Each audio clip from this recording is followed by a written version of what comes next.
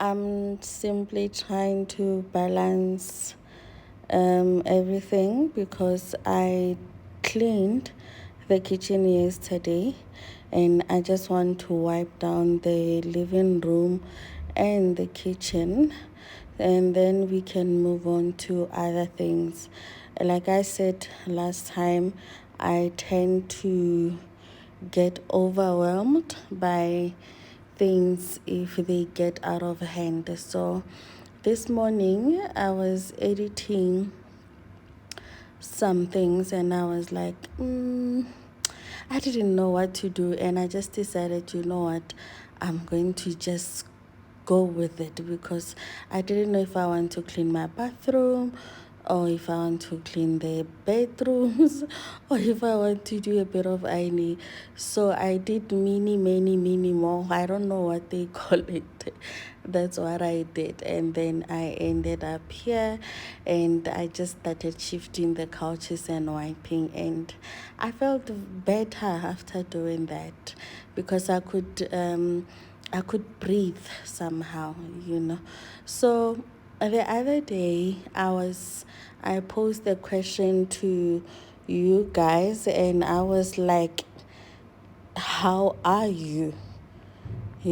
That's something that we never really ask each other. But funny enough, on that very same week after I said that, because I know there's a video where I said it before, but then there's this other one when I emphasized on it, on like us asking each other, how are you? Of which is something that we never really do. So I was like, when I was scrolling through TikTok, I came across this guy who said the same thing. Like, he was like, how are you? Do we guys check up on each other, like, genuinely? And I was like, oh my god, this can't be true. I mean, how, like, what a coincidence. And he said he went somewhere. I forgot to the name of that guy. Hey, I should have taken a screenshot of it. But what I know, he's in the medicine field and all. So what he said was that he went somewhere to change something, and then when he got there, the lady that was helping him, he was like, so how are you? Like, emphasizing on how are you. And her response was, how much time do you have? you know and he said, I was caught off guard because I had no idea what she was talking about when she said, how much time do I have? I started thinking, what? And she's like, no, I mean, you asked me, how am I? So I'm asking you, how much time do you have? And I was like, when I asked that question, I do ask, I've asked my husband that question a couple of times, and it catches him off guard a couple of times, even those who are close to me. And he has in turn asked me immediately after I ask him, and then he will respond. He will ask me the same question. And funny enough, I would be off guard as well. But when that guy said, that lady asked him, how much time do you have? I never really put time frame on it, because honestly, the question, when I ask the question, a lot of times I would be chatting genuinely or sharing things with someone, like we would be in a deep conversation. So I never really think about the time frame. And it made me think that I've been saying we should genuinely ask each other, how are you? But I also think it's not something that when you ask, you shouldn't be prepared to listen, because even with me, I'm like, I could have asked anyone genuinely, like, how are you? And not minding time, and not checking time, and not understanding that maybe in that moment I don't have enough time to actually listen. So it will be like opening up someone's wound, because there are people that really want to express themselves. So when you say, how are you? And then they respond, and you like, oh, I'm in a hurry. Oh, no, let's talk next time. That can be nice as well. That can be nice as well. So I was like, I never thought of that. I just knew that I would appreciate every now and then for someone to ask me, how am I?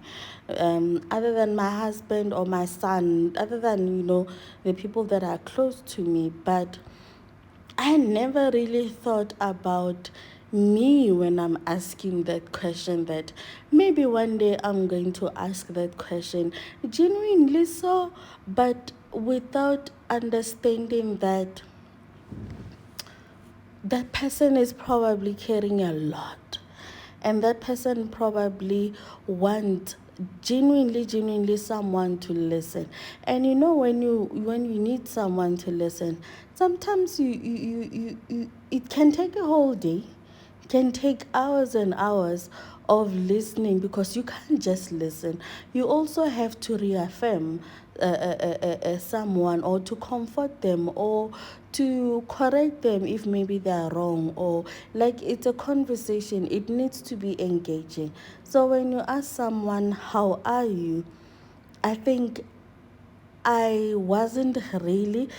I think that guy helped me to understand that as much as I ask that question, I should also check if I have time, you know, because it will be rude again to ask someone, how are you?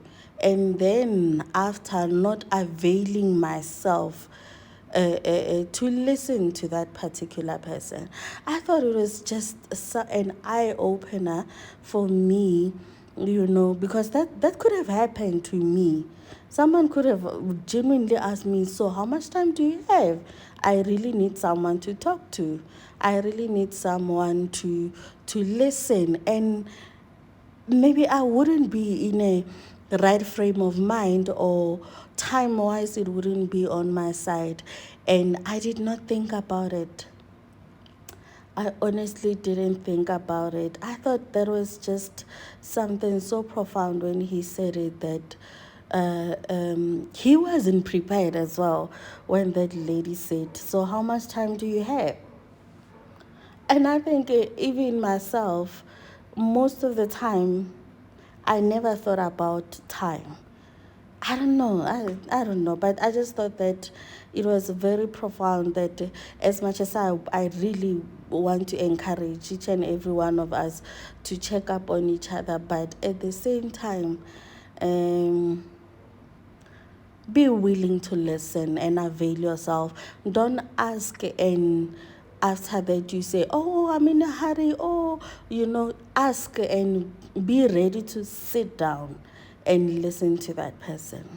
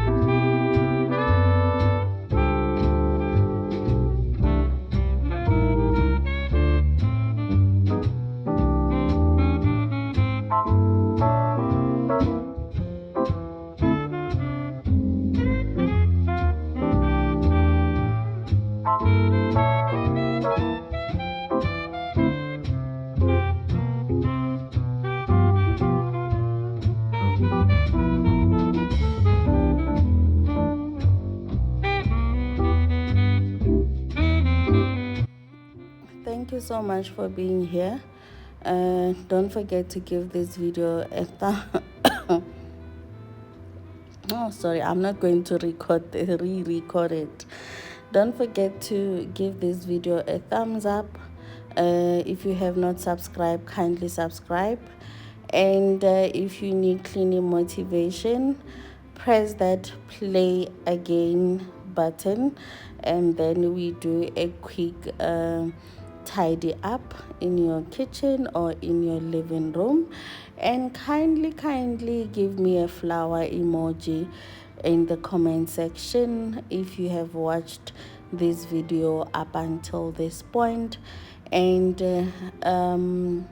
I appreciate each and every one of you, and I will see you on my next video.